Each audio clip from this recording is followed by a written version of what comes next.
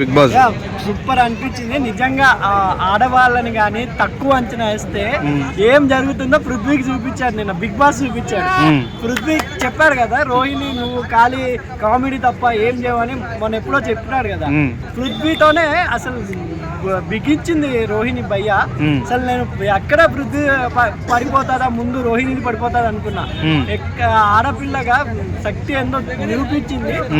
పృథ్వీ పడిపోగానే పాపం నేను హ్యాపీగా ఫీల్ అయ్యా. ఎందుకంటే పృథ్వీకి బలుపు అనేది నిన్న ఫస్ట్ టైం కదా. మొత్తం బిగ్ బాస్ సీజన్ లో అందరిని బెదిరించాడు, అందరు ఏడ్చేలా చేశాడు. ఆయన ఏడ్చింది ఫస్ట్ టైం కదా, ఫస్ట్ టైం అనుకుంటా ఏడ్చింది. చాలా బాగా అనిపించింది నిజంగా. రోహిణి గేమ్ పరంగా తను ఎక్కడ తగ్గేది లేదని చెప్పి అద్దరు కొట్టింది రోహిణి. సో ఈ వీక్ ఎలిమినేషన్ ఉంటే ఎవరు అవుతారు? డెఫినెట్లీ ఈ దెబ్బకి పృథ్వీ అవుతాడు లేదా యష్మి అవుతుంది.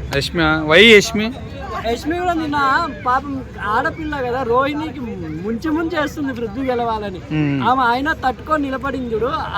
ఆడపిల్లలందరికీ ఆదిశక్తిలా నేను ఉంటానని నిరూపించింది ఆమె రోహిణి. ఆమె mega chief last and mega chief అవడం వల్ల టాప్ 5 లో కూడా ఎంటర్ కాబోతుంది నేను అనుకుంటున్నాను భయ్య. పక్కా టాప్ 5 లో వచ్చే క్యాండిడేట్ అంటారా? వచ్చే క్యాండిడేట్ ఈ దెబ్బతో టాప్ 5 లో కంపల్సరీ రోహిణి ఎంటర్ కాబోతుంది. ఇంకా విష్ణుప్రియ ఎక్కడో నిన్న రోహిణిని స్లిప్ చేసింది పృథ్వీ కోసం. ఇంకా ఎలాగో ప్రేరణ యష్మి నెగటివ్ లో ఉన్నారు కాబట్టి ఒక ఛాన్స్ అవినాష్ మధ్య అండ్ మన విష్ణుప్రియ మధ్య టక్కపారు ఉంది టాప్ 5 లో చేయడానికి. రోహిణి అయితే పక్కా భయ టాప్ 5 లో కంపల్సరీ వెళ్ళిపోతుంది. సో డబుల్ ఎలిమినేషన్ ఉంటే ఒకవేళ ఎవరెవరు వెళ్తారని మీరు అనుకుంటున్నారు? జంట వెళ్ళిపోవచ్చు, ప్రేరణ యష్మి లేదా పృథ్వీ యష్మి వెళ్ళిపోవచ్చు. అంతేనా? నా అంచనా ప్రకారం. విష్ణుప్రియ పరిస్థితి ఏందన్నా? విష్ణుప్రియ వెళ్ళిపోతే ఇంకా 2 వీక్స్ ఉన్నాయి కదా, కొంచెం గేమ్ అయినా ఇంకా గేమ్స్ కూడా పెట్టరు అనుకుంటా. బిగ్ బాస్ అయిపోయింది కదా మెగా చీఫ్.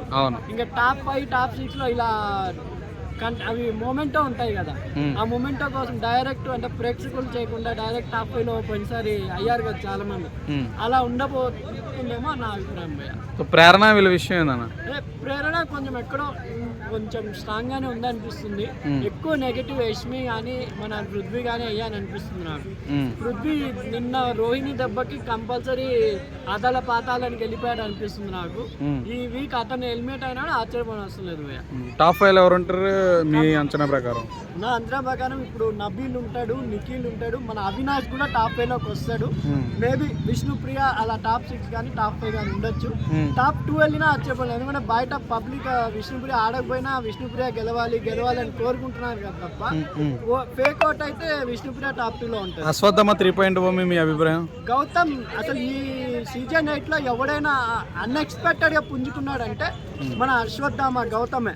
అన్ఎక్స్పెక్టెడ్ గా పుంజుకున్నాడు. అది కాకుండా ఎవరు ఎక్స్పెక్ట్ చేయలేదు. మనోడు మహబూబ్ కన్నా ముందే వెళ్ళిపోతాడు అనుకున్నారు కదా, అంత టాప్ 3 దాకా వచ్చాడంటే హైలైట్ భయ్య. సో అటు ఇటు చేసి వైల్డ్ కార్డ్ కప్పిస్తారేంది టాప్ 1? వైల్డ్ కార్డ్ కి ఇవ్వకపోవచ్చు. ఒకవేళ ఎక్కువ గౌతమ్కి ఎక్కువ క్రేజ్ ఉంటే నిఖిల్ గౌతమ్ లో ఎవరికో ఇస్తారు కంపల్సరీ. టాప్ 2 ఎవరెవరు ఉంటారా?